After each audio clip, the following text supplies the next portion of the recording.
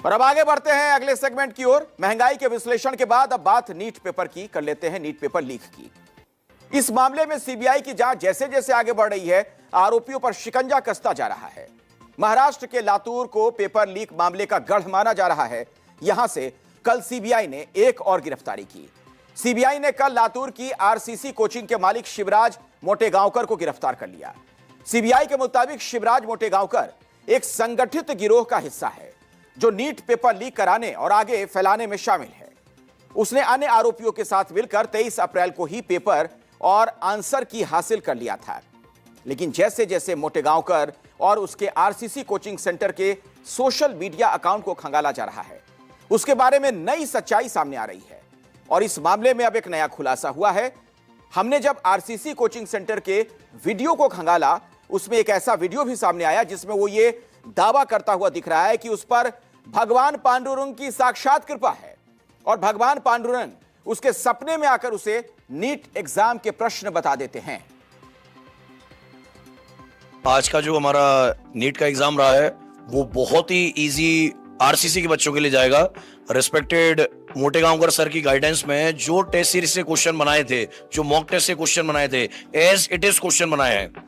लोग कहते हैं कि मोटेगांवकर सर पर भगवान पांडुरंग की साक्षात कृपा है और ये हर बार जितनी बार एग्जाम होता है उतनी बार ये प्रूव हो जाता है कि जो एम सर कहते हैं वही होता है। एक क्वेश्चन ऐसा है लेसिंग टेस्ट का, जो सर ने राउंड मारते हुए कहा है कि मुझे ऐसा स्वप्न आ रहा है कि ऐसा एक क्वेश्चन आएगा और वाकई में वो आया है। तो ये साक्षात भगवान पांडुरंग की कृपा है। देख रहे स्टूडेंट्स को किस तरीके से बेवकूफ बनाया जा रहा था। ये नीट का नटवर लाल है। आप सोचिए, गड़बड़ झाले का मास्टरमाइंड मोटेगांवकर अपने गुनाह में भगवान पांडुरंग को भी शामिल करने की कोशिश कर रहा है। ऐसा करने के पीछे उसकी दो मंशा हो सकती है। पहली तो ये कि भगवान के नाम पर आस्था होने के कारण एजेंसियां उस पर शक नहीं करेंगी, और दूसरा ये, वो सीधे सीधे पेपर लीक तो बता नहीं सकता, लेकिन भगवान के नाम ठीकरा फोड़कर बच्चों और उनके माता पिता को प्रभावित कर सकता है। आपको सुनवाते हैं एक बार फिर से ये कैसे लोगों को बेवकूफ बनाता था। सुनिए जरा वो बयान। आज का जो हमारा नीट का एग्जाम रहा है वो बहुत ही इजी आरसीसी के बच्चों के लिए जाएगा। रिस्पेक्टेड मोटेगांवकर सर की गाइडेंस में जो टेस्ट सीरीज से क्वेश्चन बनाए थे, जो मॉक टेस्ट से क्वेश्चन बनाए थे, एज इट इज क्वेश्चन बनाए हैं। लोग कहते हैं कि मोटेगांवकर सर पर भगवान पांडुरंग की साक्षात कृपा है और ये हर बार जितनी बार एग्जाम होता है उतनी बार ये प्रूव हो जाता है कि जो एम सर कहते हैं वही होता है। एक क्वेश्चन ऐसा है लेसिंग टेस्ट का, जो सर ने राउंड मारते हुए कहा है कि मुझे ऐसा स्वप्न आ रहा है कि ऐसा एक क्वेश्चन आएगा और वाकई में वो आया है। तो ये साक्षात भगवान पांडुरंग की कृपा है। की तारीफ में जब ये कसीदे पढ़े जा रहे थे तो मंद मंद कैसे मुस्कुरा रहा था वो भी आपने देखा। दरअसल कोचिंग सेंटर का विस्तार कैसे किया जाए महाराष्ट्र के और भी शहरों में, उसके लिए ऐसा लगता है कि पूरी साजिश रची गई थी। महाराष्ट्र के पुणे, नांदेड़, लातूर, नासिक और कोल्हापुर जैसे कई शहरों में आरसीसी कोचिंग के सेंटर हैं, जिसमें करीब 40,000 छात्र पढ़ते हैं। रिपोर्ट्स के मुताबिक उसके कोचिंग सेंटर का 100 करोड़ रुपए का टर्नओवर है। तो पेपर लीक के गिरोह का हिस्सा होने का पहला सबूत उसका प्रोफेसर पीवी कुलकर्णी से कनेक्शन माना जा रहा है। पुणे से गिरफ्तार प्रोफेसर पीवी कुलकर्णी लातूर का ही रहने वाला है और मोटेगांवकर की कोचिंग आरसीसी में पढ़ा चुका है। कुछ साल पहले दोनों के बीच किसी बात को लेकर अनबन हो गई थी, लेकिन बाद में सुलह हो गई। फिलहाल दोनों सीबीआई की कस्टडी में हैं। प्रोफेसर पीवी कुलकर्णी को ही इस पूरे पेपर लीक का मास्टरमाइंड माना जा रहा है। नीट का लीक हुआ पर्चा भी सीबीआई के हाथ लगा है। स्टूडेंट्स के नोटबुक्स से ये सवाल बरामद हुए और ये सवाल उन छात्रों की नोटबुक से मिले हैं जिन्होंने गिरफ्तार प्रोफेसरों, कोचिंग सेंटर संचालक शिवराज मोटेगांवकर की कोचिंग क्लास अटेंड की थी। हाथ से लिखा गया यह प्रश्न पत्र बिल्कुल उसी प्रश्न पत्र से मेल खाता है जो 3 मई को परीक्षा देने वाले 23 लाख छात्रों को दिया गया था। अब हम आपको कुछ और वीडियो दिखाते हैं जिसमें मोटेगांवकर के पेपर लीक कनेक्शन और उसका जो बड़बोलापन है वो साफ आप देखेंगे। मैंने अभी क्वेश्चन देखे हैं, अभी हम एनालाइज करने पे लगे हुए हैं पूरी आरसीसी टीम।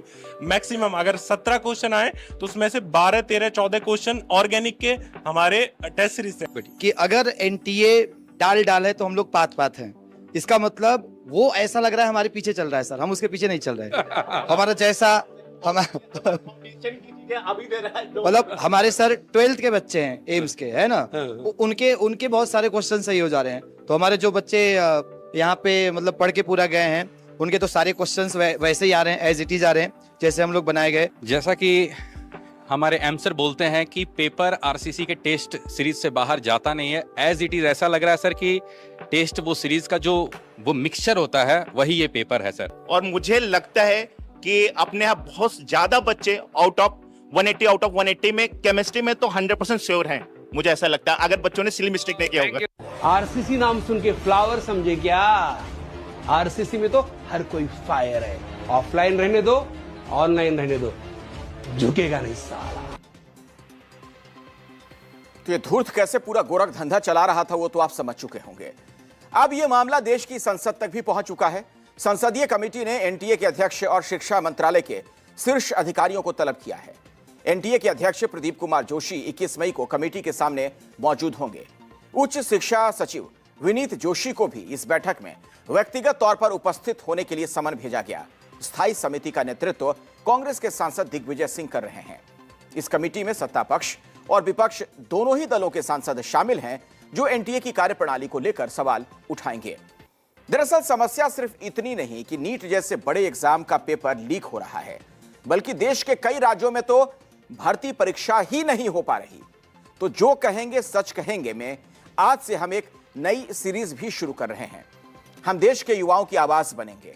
हम देश के अलग अलग राज्यों में भर्ती प्रक्रिया में देरी और शिक्षा की बदहाली की तस्वीर आपको दिखाएंगे। और इसी कड़ी में आज सबसे पहले बात बिहार की। जो तस्वीर हम आपको दिखाएंगे इसी महीने 8 तारीख की है, जब राजधानी पटना की सड़कों पर खूब हंगामा हुआ था। ये देखिए तस्वीर। प्रदर्शन कर रहे हजारों बीपीएससी टीआरई 4 अभ्यर्थी पुलिस से भिड़ गए। स्थिति को नियंत्रित में करने के लिए पुलिस ने लाठीचार्ज कर दिया। पुलिस ने अभ्यर्थियों पर ऐसे लाठियां बरसाई, प्रदर्शन स्थल पर भगदड़ मच गई। कैंडिडेट्स को सड़क पर दौड़ा दौड़ा कर पीटा गया। कई प्रदर्शनकारी घायल हो गए, किसी का सिर फट गया, किसी के पैर में चोट लग गई। जैसे तैसे लोगों ने अपनी जान बचाई। इस प्रदर्शन में बड़ी संख्या में महिलाएं भी शामिल थीं, लेकिन महिलाओं को भी नहीं बख्शा गया। पुलिस ने उन पर भी लाठियां बरसाईं। कई महिला प्रदर्शनकारी घायल भी हो गईं। दरअसल ये सिर्फ बीपीएससी टीआरई 4 शिक्षक भर्ती के विज्ञापन का इंतजार कर रहे हजारों अभ्यर्थियों की कहानी नहीं। ये तस्वीर का सिर्फ एक हिस्सा भर है। बिहार में युवाओं के सामने सबसे बड़ा संकट सिर्फ बेरोजगारी नहीं, बल्कि भर्ती प्रक्रिया पर खत्म होता भरोसा है। 8 मई को पटना की सड़कों पर दिखा गुस्सा उसी खत्म होते भरोसे की एक तस्वीर थी। लाखों छात्र सालों तक दिन रात मेहनत करते हैं, लेकिन उन्हें समय पर परीक्षा, निष्पक्ष प्रक्रिया और नौकरी की गारंटी नहीं मिल पा रही। कभी परीक्षा टल जाती है, कभी पेपर लीक हो जाता है, कभी भर्ती ही अधर में लटक जाती है। और इसका सबसे बड़ा उदाहरण टीआरई 4 शिक्षक बहाली है। तो बिहार लोक सेवा आयोग ने 2024 में टीआरई 4 शिक्षक भर्ती के तहत करीब 49,000 पदों पर बहाली का ऐलान किया था। इसके लिए पिछले फरवरी महीने में ही स्वीकृति मिल चुकी है। पहली बार शिक्षक बहाली में डोमिसाइल नीति लागू होगी, जिससे बिहार के मूल निवासियों को बड़ा फायदा मिलेगा। इसमें कक्षा 1 से 12 तक के शिक्षकों के साथ साथ एससी, एसटी और पिछड़ा वर्ग कल्याण विभाग के तहत प्रधानाध्यापक के पद भी शामिल हैं। बीपीएससी कैलेंडर 2026 के संभावित कार्यक्रम के अनुसार परीक्षा 22 सितंबर से 27 सितंबर 2026 के बीच आयोजित की जाएगी, जबकि रिजल्ट नवंबर 2026 में जारी होने की संभावना है। लगभग 12 लाख अभ्यर्थियों ने उम्मीद के साथ तैयारी शुरू की, लेकिन अगस्त 2024 से लेकर अब तक परीक्षा की तारीख तक घोषित नहीं हो सकी है। बिहार में सम्राट चौधरी सरकार का गठन होने के बाद 8 मई को बीपीएससी अभ्यर्थियों का पहला विरोध प्रदर्शन देखने को मिला था। नए शिक्षा मंत्री मिथिलेश तिवारी ने कहा कि उनका लक्ष्य बिहार को बदलना, हर किसी को शिक्षित करना है। उन्होंने युवा प्रदर्शनकारियों से धैर्य रखने की अपील करते हुए जल्द समाधान का वादा किया, लेकिन पिछले 11 दिनों में अब तक कुछ खास हुआ नहीं है। कि जो लोग क्वेश्चन बनाते हैं परीक्षा में वही लोग सेटिंग कर रहे हैं। तो पूरा एक गैंग, एक नेक्सस जो है, पूरे व्यापार जो की तरह माना जाए, कोचिंग माफिया की तरह, या उसको अगर माना जाए तो बड़े तरीके के लेवल से पूरे तरीके से प्रभावित है। तो हम ये मान के चलते हैं कि जब इस तरह का बिजनेस या हब, इस तरह से व्यापार फलता फूलता रहेगा तो देश ही नहीं तमाम राज्यों की सरकार परीक्षा कराने में असमर्थ रहेगी। यूं ही पेपर लीक होता रहेगा और छोटे मोटे अब कार्रवाई के नाम पर छोटे मोटे लोगों के ऊपर कार्रवाई होगी, होगा कुछ नहीं, सारे मामलों पर लीपापोती हो जाए। एक बहुत बड़ा जाल नेक्सस है, उस नेक्सस को समाप्त करने के लिए हम लोग छोटी छोटी मछली को पकड़ने का प्रयास करते हैं। तो छोटी मछली को पकड़ लेना तत्कालिक निराकरण हो सकता है, लेकिन भली भांति पूरी तरह से निराकरण के लिए जरूरी है इस नेक्सस के हेड को पकड़िए कि किसके द्वारा संचालित हो रहा है। और निश्चित रूप से सरकार के अंतर्गत भी कुछ संस्था है जिसमें सारे लोग चोर नहीं है, लेकिन कुछ लोग चोर है जिसे अस्वीकार नहीं जा सकता, उस पर भी कठोर नियंत्रण की आवश्यकता है। जब तक उनको नहीं रोकेगा तब तक एक वर्ग है जो हर परीक्षा के प्रश्न पत्र को लीक कराना अपना धंधा बना लिया है और इन प्रकार ने सब प्रयास करता है। TRE-4 भर्ती के लिए अब तक आधिकारिक नोटिफिकेशन जारी नहीं होने से अभ्यर्थियों में नाराजगी है। छात्र 1 दर्जन से अधिक बार सड़कों पर उतर चुके हैं और 20 मई को फिर बड़े आंदोलन की तैयारी में हैं। युवाओं का सवाल यही कि जब सरकार ने बहाली की घोषणा कर दी थी तो फिर परीक्षा कराने में इतनी देरी क्यों हो रही है। अब बिहार में कुछ और भर्ती परीक्षा का हाल भी आपको दिखा देते हैं, उसके बारे में भी जरा जान लीजिए। AEDO यानी कि सहायक शिक्षा विकास पदाधिकारी भर्ती का हाल भी कुछ अलग नहीं। 935 पदों के लिए करीब 10 लाख आवेदन आए। अप्रैल 2026 में 4 चरणों में परीक्षा हुई, लेकिन परीक्षा के दौरान गड़बड़ी और अव्यवस्था की शिकायतों ने पूरी प्रक्रिया पर ही सवाल खड़े कर दिए। आरोप लगा कि अटेंडेंस बनाने वाली कंपनी पहले से ब्लैक लिस्टेड थी। परीक्षा के दौरान कई कर्मियों की गिरफ्तारी के बाद आयोग को परीक्षा रद्द करनी पड़ी। इससे लाखों अभ्यर्थियों की मेहनत और समय दोनों की ही बर्बादी हुई। इंटर स्तरीय SSC भर्ती की स्थिति भी युवाओं की निराशा बढ़ाने वाली है। करीब 26,426 पदों के लिए 2023 में वैकेंसी निकली थी और लगभग 30 लाख युवाओं ने आवेदन भी किया। कई बार पोर्टल खोला गया, आवेदन प्रक्रिया में बदलाव हुए, लेकिन परीक्षा अब तक नहीं हो सकी। इससे पहले 2016 में पेपर लीक के कारण परीक्षा रद्द हुई थी और वर्षों के बाद 2022 में प्रक्रिया पूरी हो पाई थी। अब फिर वही अनिश्चितता युवाओं को परेशान कर रही है।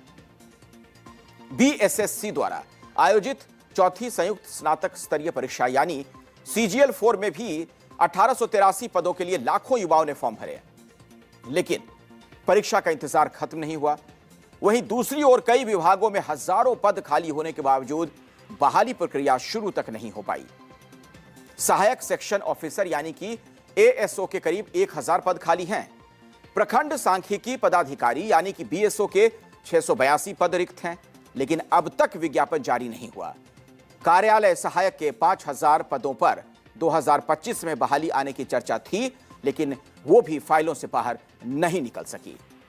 बिहार में भर्ती परीक्षाओं के हाल को लेकर सियासत भी खूब हो रही है।